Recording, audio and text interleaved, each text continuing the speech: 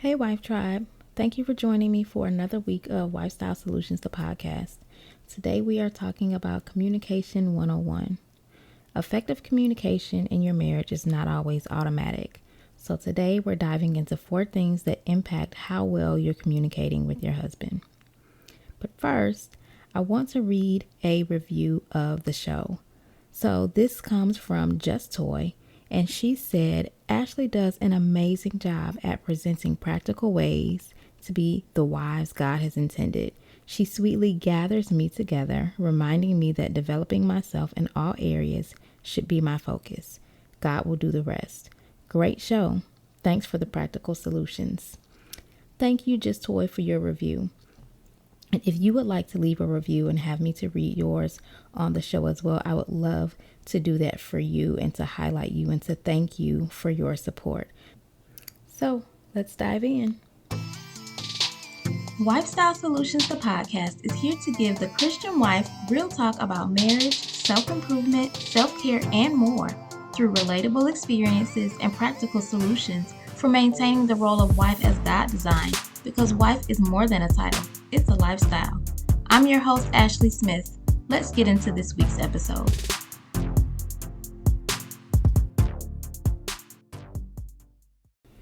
God has graced me with an abundance of patience, especially when dealing with adults.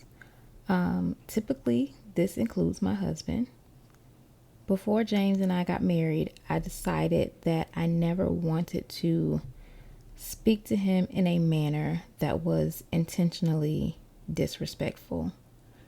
I've told you ladies that I have a naturally smart mouth, and with that comes the quick wit and the sharp tongue, and sometimes my thoughts come out of my mouth before I have time to really process exactly what I'm saying.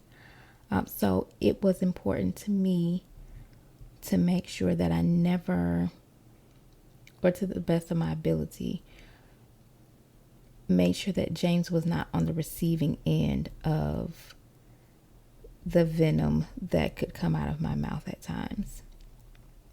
So overall, I've done a pretty good job. He may tell you differently. I hope he wouldn't say much different, but you know how that goes.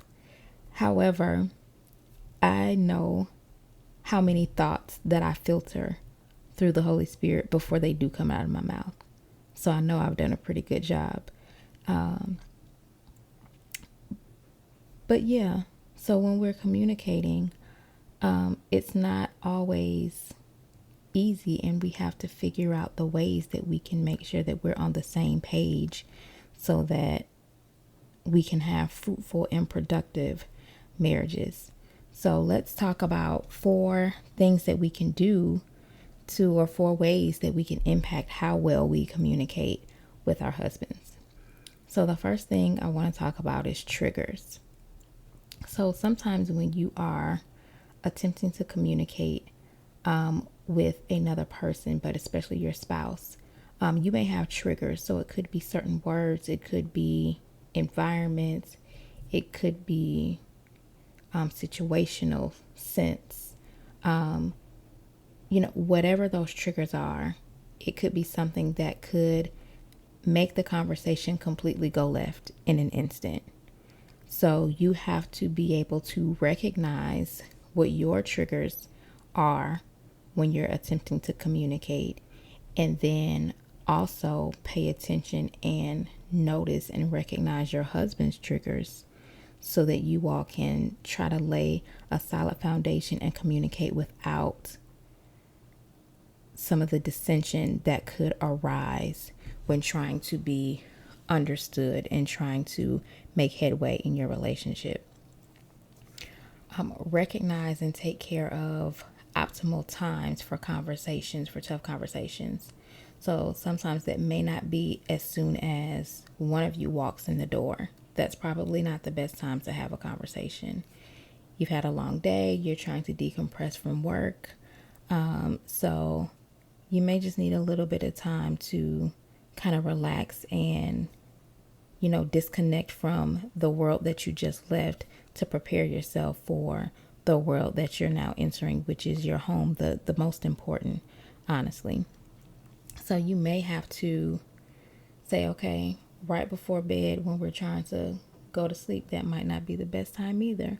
Or hey, that might be a great time because we've calmed down, we've wind down from the day, everything has settled, and we can actually have some quiet time and really focus on each other. You may have to choose a neutral location. So if you know that you have maybe some tense conversations, you don't want that environment in your bedroom necessarily. So you may have to have those conversations, say at the kitchen table or in the living room. So choosing a neutral location where it will help you to set the stage for having a productive conversation. And you also want to set ground rules for how your respectful conversations are going to flow. Again, that goes back to the triggers. So in identifying your triggers or his triggers, maybe come to an agreement. At work, we call them, choosing meeting norms. So these things we're going to agree that we do throughout our meeting to make sure that we have a successful session. You may be able to implement some of those things at home, set some ground rules, things that you know you aren't going to do. Hey, we're not going to point our fingers. We're not going to raise our voices. Phones down, undivided attention. You just establish with your husband what that's going to look like for you so that you can make sure that you have a fruitful and productive conversation. So the next thing I want to talk about is your tone. Your tone matters. I'm sure you've heard people say it's not what you say, but how you say it, right? So consider this. Would you want to receive what you're saying in the way that you're saying it? So what you are trying to communicate to your husband may not necessarily be a bad thing, but the way that you delivered it may not be easily digested by your husband, so to speak. Again, I told you I have a slick mouth, quick wit. So sometimes I don't always understand the tone that comes across when I'm speaking. So I have to be cautious and be careful when I am speaking to my husband. Remember that he is your husband. He's not your child. So be sure that you are treating him as if he's a grown man and not someone that you have to lord over or rule over, so to speak. Trust that you chose a man intelligent enough to comprehend your message through kindness. So the third thing we're going to talk about is seek to understand. So seek to understand more than you seek to be understood.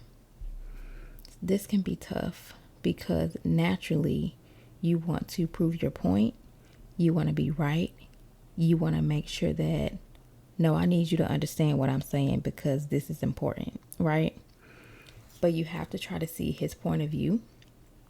And when you're communicating, your goal should be to listen for comprehension, not to listen for a rebuttal.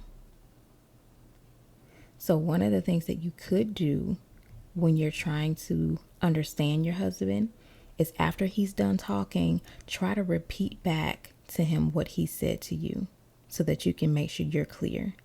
So you can say, what I hear you saying is blank. Is that correct? And give him the opportunity to come back and say, no, that's not what I said. Or yes, that's exactly what I'm saying. So allow him to speak and keep asking those clarifying questions until you all reach an understanding. Okay?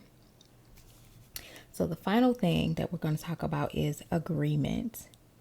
So understanding, like I just said in the last point, doesn't necessarily mean that you have to agree or have the same opinion. So you can understand a thing and not necessarily agree with it, and that's okay.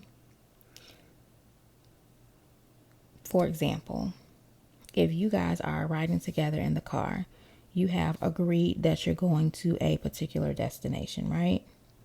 So you have already set in your GPS the route that you're going to go. It's no traffic, there's no tolls. This is the best way that we need to go. Well, in his mind, he's driving, so he set his own GPS and he's going to follow that, right? So you have differing viewpoints and opinions on the best way to go to get to your destination, but you both agree that you have to get to the place that you said you were going to go. It doesn't matter how you necessarily get there. The goal is to get there, right? As the wife, trust your husband to get you to where you both have agreed to go, even though the route he's taking is not what you would recommend. That can be tough sometimes, but it's definitely going to be a way that you can avoid some arguments or even to keep the peace at times.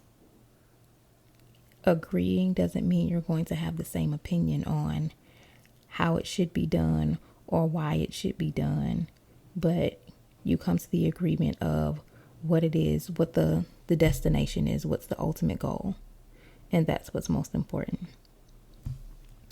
So perfecting the communication dance in your marriage may take some time and it may take some practice, but the goal is to be on one accord and to operate in unity.